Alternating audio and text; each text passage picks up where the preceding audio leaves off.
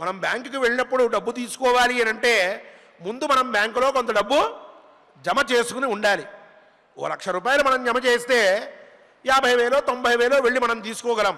అక్కడ రూపాయి కూడా లేకుండా మనం బ్యాంకుకి వెళ్ళి నాకు డబ్బు ఇవ్వు అంటే నువ్వు ఇంత పూర్వం ఇక్కడేమీ ఏం కూడబెట్టుకోలేదు, ఇప్పుడు ఎక్కడి నుంచి తెచ్చిమ్మంటావు అంటాడు క్యాషియర్ మనతోటి.